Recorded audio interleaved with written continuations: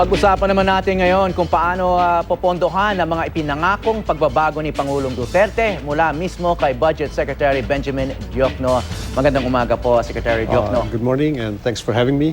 Okay, may challenge si Pangulong Duterte sa inyo. Huwag niyo raw siyang ipapahiya dahil nagpangako daw siya ng salary increase sa militar at sa pulis. May pondo pa ba para dyan? Siyempre, hindi natin papayagan na mapahiya si Mayor, no? Pag nangako yun, kailangan bigyan. So, hindi, pinag-aaralan namin talaga at for next year, definitely nariyan yun. At maaaring siguro final quarter of the year, fourth quarter, baka may adjustment na yung mga pulis. Okay, kasi may national budget na in-approve, no? Gaano ba ka-flexible ito na basta pwedeng bigyan ng salary increase yung mga tauhan ng gobyerno? Ang totoo niyan, kami sa executive branch ay bound to follow the General Appropriations Act. Kung ano yung in-approve ng Kongreso nung nakaraang taon for this year, 2016, we have to follow that. No? So naghahanap lang tayo ng kaunting flexibility kung pwede natin talagang pagbigyan yung mga hinihingi nila. Definitely yung kasi nangako rin siya na bibigyan niya ng additional na bigas, ano, yung mga 4-piece, no? At saka mga sundalo.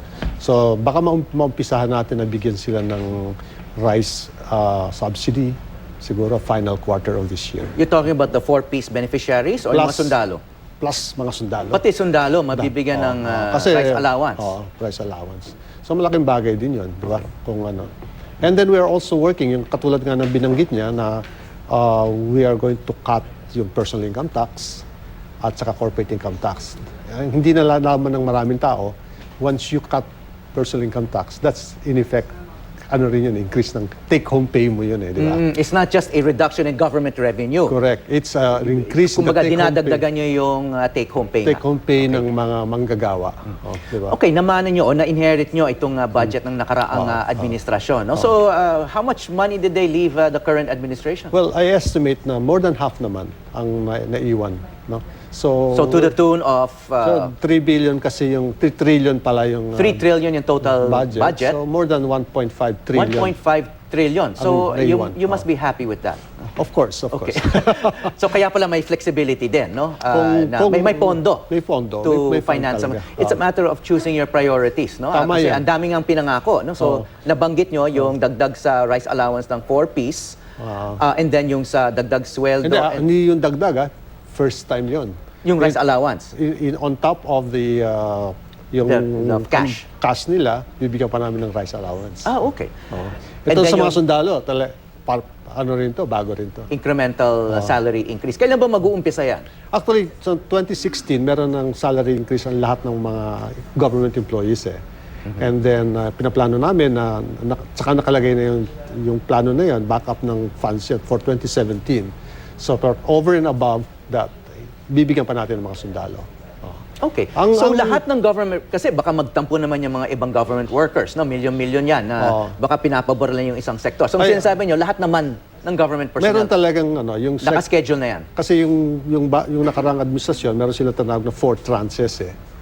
So we will honor yung scheduled increases. So second tranche for 2017, we will honor that. And on top of the scheduled salary increase, sinasabi nyo, may dagdag pa. May dagdag. At siguro, ang militar at police. Kailangan lang paliwanag natin na meron talagang malaking problema ang militar, no? Yung tinatawag ng military uniform personnel. That means the soldiers tsaka yung mga police, no? Kasi ang kanilang retirement, yung pension nila ay naka-index doon sa sweldo ng incumbent. Ang nangyari yan nung panahon ni Presidente Ramos. Meaning, hindi lang yung sweldo ng active officers o soldiers ang ma-adjust, pati yung pension pala. Tama, oo. So hindi ito naka-index doon sa last salary nila. Usually yung kasi average of the last 3 years eh. Ng kanilang career. Ngayon naka-index sa salary ng incumbent. So pagka in-adjust mo ang sweldo ni general, siyempre yung pension ng isang general, tataas din yun. Okay, then. So, marami din masayang retired soldiers. Correct. Tsaka ang problema niyan, ay wala naman silang retirement na kasi na bangkarote yun na yung RSBS nung Asian Financial Crisis. So we appropriate annually sa budget. For the pension, For the pension. of all these. So ngayon, ang sitwasyon ay yung pension ng militar ay mas malaki na sa sweldo ng current, yung mga incumbents. No? Ganun ang sitwasyon. At ito namang mga pulis, dahil mga medyo bata pa ito, yung medyo nag-approach na ng 80%. No? Yung pension ng mga nag-retire. Kasi uniform personnel retired at a relatively young age. Correct. No? They 56. retire at 55, 56, and then Okay, they and live long lives. They live long lives. I mean, si FVR lang, no? I mean, mahaba ng buhay. And then, Oo, so, so- in other words, someone like FVR, his pension's also going to go So up. easily, mga 30 years pa silang binabayaran ng ano, Oo. di ba? Kasi retire at 55, 56. So, medyo, pakiulit lang. So, the funds for the pension of retired soldiers and policemen Oo. is even greater than the salaries of current personnel. Correct. Tama Okay, yun. okay. At yun, wala naman silang pinagkukuhanan na pension system na katulad ng Social Security System and GSIS. GSIS. Kasi nabangkarote na nga yung kanilang pension system. So, malaking... So, walang pinapaikot na pera na, tama. okay, pinanggagalingan itong walang mga pension. nagko-contribute doon sa pension system. Okay, hindi masyado napapansin tong issue na to. Hindi, alam mo yan talaga, that's the elephant in the room. And walang, ayaw itouch yan ni GMA, hindi niya tinouch yan. Tapos ni si Pinoy, ayaw din niyang galawin yan. No? Kasi malaki talagang problema. Paano naman gagalawin? Batas naman yan. Pwedeng ipa-repeal. Isang posibilidad yun na you can repeal the law, but magkakaroon ng two types of retirement system. Yung for those who are enjoying the benefits now, and yung mga bagong recruits. No? I think that's fair. No? And then isasakay mo siguro sa GSIS kung maaari. So despite the fact na may pangakong ibawasan yung taxes, income and corporate tax, tulad ng sinabi nyo, Oo. madadagdagan pa yung sweldo. Dadagdagan pa So, siya. At saka malaki pa- mahanapan nyo ng pondo ito. Okay.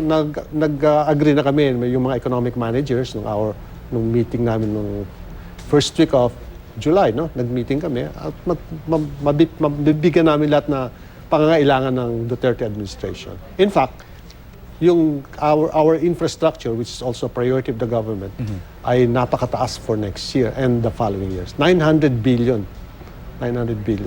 for, that's about 5% of GDP. Kasi doon malaki talagang pagkukulang din natin doon, di ba? Ano yung priority dyan? Kasi, ano yan, magiging wishlist yan ng mga iba't ibang mamabatas, di ba? Nakita na, naroon na yung mga listahan, may mga study na din. At saka yung mga naiwan na mga PPP projects na just about ready to go, we will honor them. No? It's short of contracting na lang natapos na yung mga study So, kailangan mo ng roads, bridges, highways, ports, airports. Ang dami. Okay, well, speaking of airports, nabanggit ni Pangulong Duterte sa kanyang SONA na gustong ipalipat yung mga private airplanes doon sa Sangli. Is Ano yan? Sangli Point in Cavite ready to It's not accommodate? short term. Short term yun. Siguro in a few months pwede na yung set up. Yung mga small planes na... So, pupondohan din yung, kumbaga, upgrading ng upgrading. Sangli. So, that's on track and already. then we are also thinking of Clark as an alternative airport.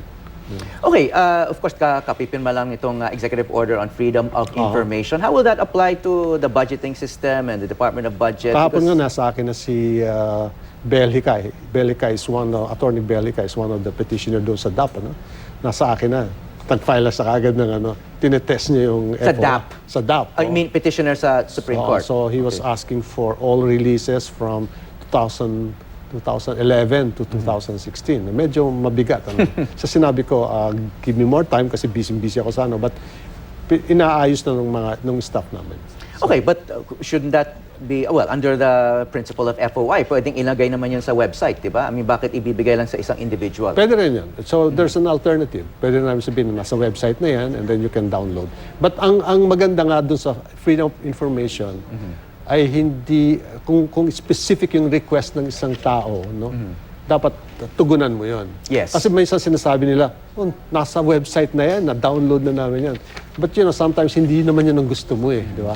So, the government can still choose what to show and what not to show. No?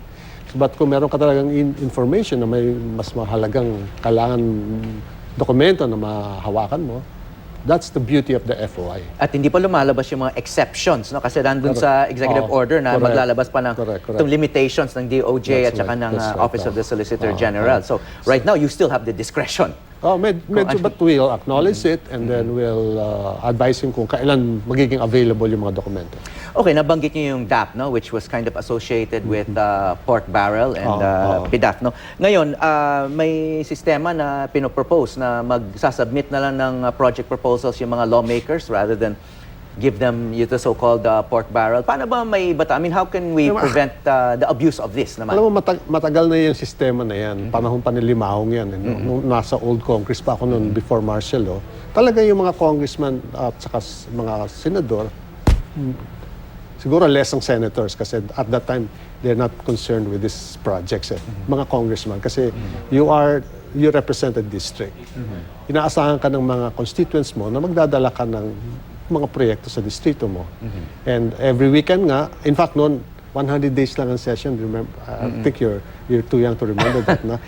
100 days lang ang session and then mag-adjourn na sila and then for the rest of the year, nasa distrito na sila eh. Yun nun. So talagang nag-identify sila ng mga proyekto na kailangan ng distrito nila and they make that known to the secretaries. Ganun ang sistema talaga eh. And you don't see anything wrong with that? I don't see anything wrong kasi trabaho mo yun eh, di ba? So, ang nakalagay kasi sa saligang batas ay the President prepares the budget and implements the budget. Ang role ng Kongreso ay to authorize the budget. No? And yun ang sinasabi ng Supreme Court, hindi pwedeng ma-involve sa implementation yung mga congressman. And I don't see that as a violation of that Supreme Court ruling. No? In fact, itong mga budget ni President Duterte, I'm sure it will be compliant with those two unanimous decisions of the Supreme Court on the PDAP and the DAP.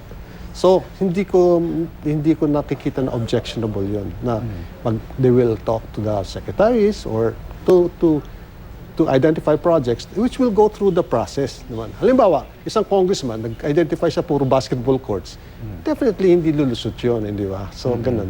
So, no, I don't see that objectionable. How can you tell na hindi lulusot yun? I mean, diba? may proseso kasi yung Minsan kasi palakasan, right?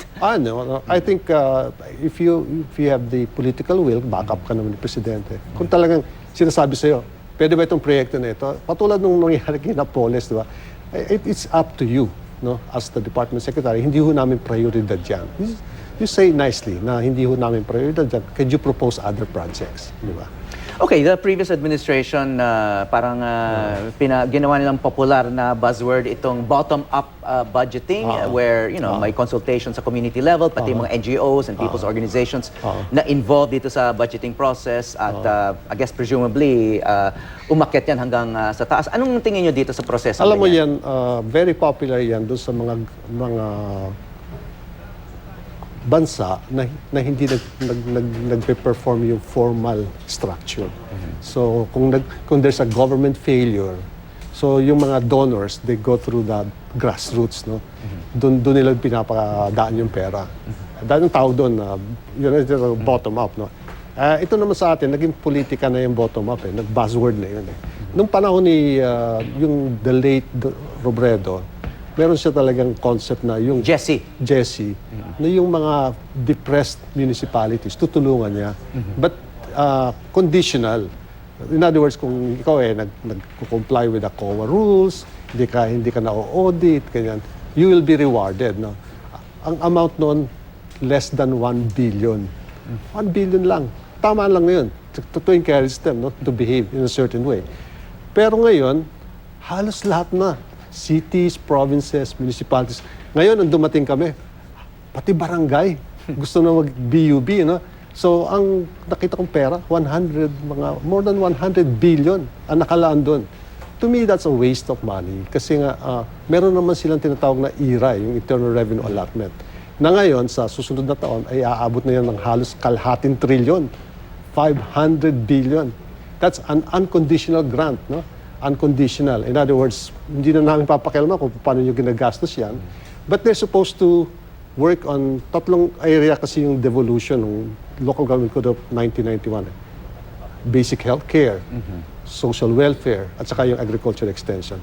Alam mo lahat yung mga responsibilidad na inaako na ng national government eh.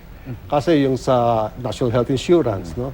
Tapos yung CCT, So ano pang gagawin ng local governments doon sa kalahating trillion na yon, di ba?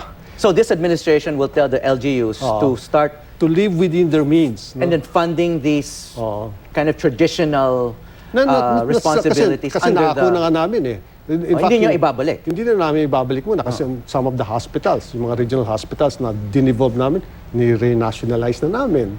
So ngayon, we expect them naman to be responsible and use that money for whatever is meant for. But still, doon sa BUB na yun, nakikita ko na may pangangailangan pa rin yung mga depressed municipalities. So you're not totally doing away with bottom-up budgeting? We'll continue with, hindi namin tawag bottom-up eh. Kasi sabi nga ng iba, wala naman kami sa bottom ah. What do you call it? Well, it's a financial assistance to depressed municipalities, 4th, 5th, and 6th class. No? Okay, it's just less catchy than Correct. BUP. And then, meron tinatawag sila yung kalsada. Alam mo, lahat ng probinsya, binigyan nila ng 500 million, ganun. I don't know why. Palagay ko, politika talaga yun eh. Kasi marami naman sila pera, bakit mo kailangan yan? Anyway, ang total noon, 30 billion. Alam mo yun, 30 billion. So siguro, baka for a few municipalities, except yung first class, kalimutan mo naman yung first class provinces. No? So yung mga second, third, fourth, baka makatanggap pa sila ng amount. Lots of challenges ahead. Maraming salamat po sa inyong panahon at inyong insights. Budget Secretary Benjamin Diokno. Thank you. Thank you.